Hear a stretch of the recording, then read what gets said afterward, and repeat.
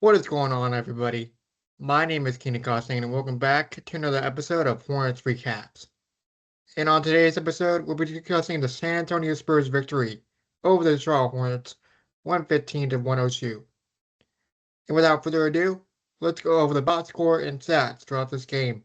Alright, so taking a look at the San Antonio Spurs box scores for players for this game, we have Victor Wembanyama leading the way with 32 points, 12 rebounds, 8 assists, 13 for 24 from the field, 5 for 10 from the three-point line.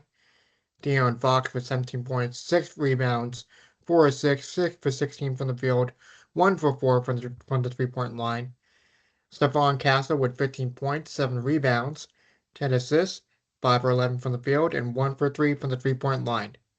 For the Charlotte Hornets, Miles Bridges led the way with 22 points, with 4 rebounds, 2 assists, 8 for 16 from the field, 4 for 8 from 3.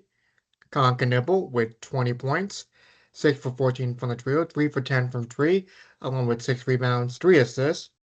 And LaMelo Ball with 17 points, 6 for 13 from the field, 4 for 10 from 3, along with 4 rebounds, 2 assists in this game. Taking a look at the team stats for this game, we had the San Antonio Spurs shooting a 46.7% from the field, 37.6% for Charlotte. The three-point percentage all tied up at 33.3%, so both teams shooting 33%. The free throw percentage was at 85.7% for San Antonio. Charlotte 82.4%. Total rebounds 54 to 39. San Antonio destroying the Hornets in that category. Offensive rebounds 15 to 11. San Antonio. The defensive rebounds 39 to 28. San Antonio. 29 to 18 in the assist category. San Antonio. The blocks 10 to 6. Charlotte winning that one.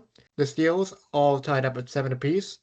Turnovers, the fewest turnovers for Charlotte, 9, and San Antonio's 11. The points off turnovers, 13 to 12. Charlotte having the points off turnovers category. Fast break points, 20 to 16. San Antonio winning that one. Points in the paint, 58 to 30. So San Antonio dominating that one. Points per possession, 1.16 for San Antonio, 1.01 for Charlotte. The personal fouls, 21 to 20. Charlotte having the most. And the largest lead for the Charlotte Hornets was 3 to the San Antonio Spurs, 19. And now it's time for my Hornets player of the game.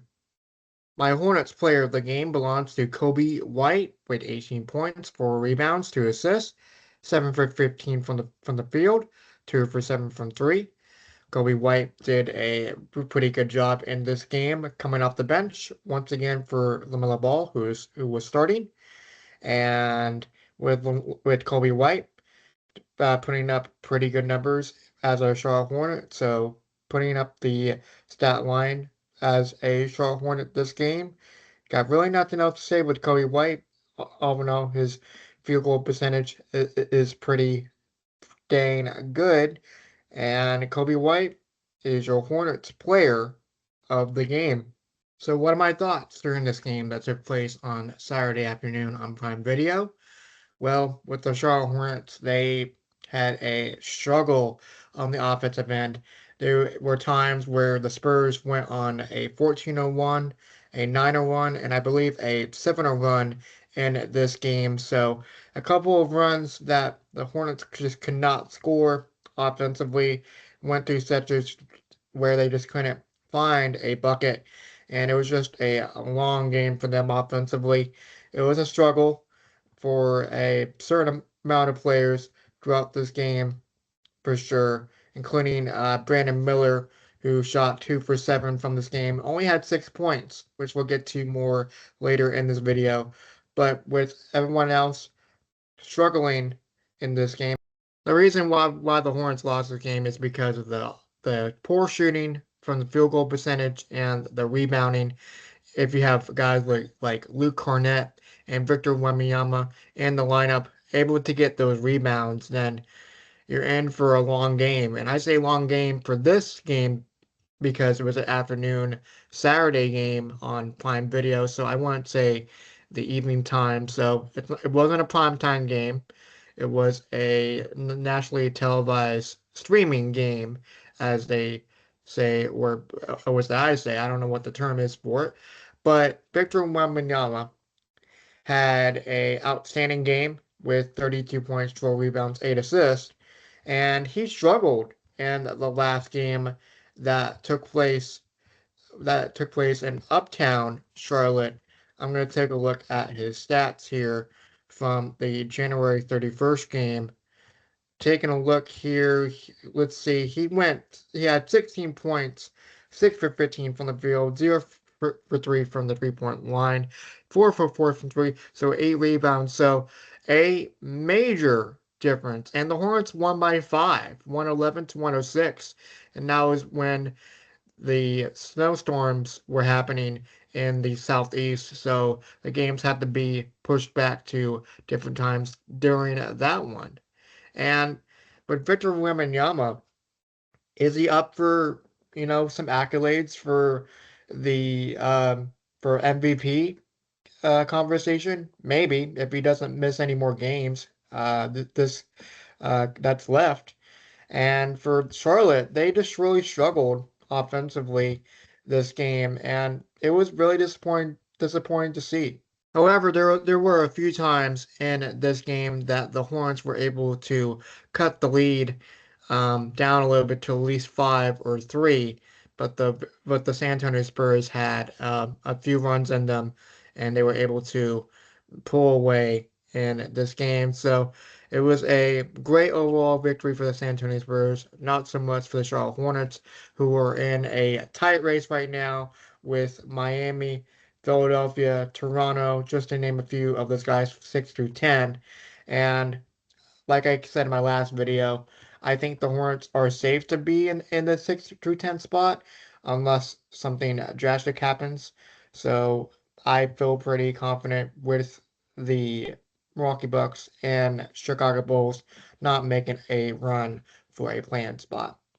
Now with Brandon Miller, he had a tough game, like I mentioned earlier, having 6 points in this game, shooting 2 for 7 from the field, and he turned. It seemed that he had a wrist um, cramp injury going on, and we don't know the official status of Brandon Miller. He was able to continue throughout this game, and we don't know if there's any more information on that sort of thing. So it seems like watching this game, he had some sort of wrist injury that took place throughout this game. So the Brandon Miller, I should say, definitely had a tough shooting night, and this is probably Brandon Miller's worst statistical game in quite some time. So Brandon Miller, hopefully, there's no there is no further uh, injury per se that I've seen watching this game. Then in the broadcast, they did not really. I think Eric Collins brought this up in a previous game. But let's see if Brandon Miller can quickly recover if there happens to be a injury to the wrist or any type of the area that Brandon Miller is dealing with. Speaking of anything drastic happens, losing a player this late in the season would be a huge blow for the Charlotte Hornets because once again the rotations would have to change with a guy like Brandon Miller, for instance, possibly being out of the lineup going forward. And we'll see what happens with Charles Lee's rotations, and we'll see. I also thought about this too. It's going to be a playoff series scenario where these last 14 to 15 games are super important for seeding.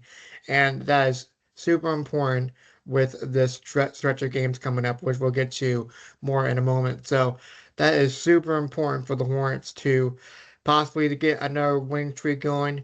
The starting five is now 22-5 on the year, so still pretty comfortable with that record with LaMelo Ball, Concanipo, Brandon Miller, Miles Bridges, and Moussa Diabate and the starting lineup. And shout out to Miles Bridges as well. He's been playing really good the last 2 games, being the leading scorer of the team. So Miles Bridges putting up some pretty good numbers. So let's see if Miles Bridges can end the season strong, as we have 14 to 15 games left of the season coming up.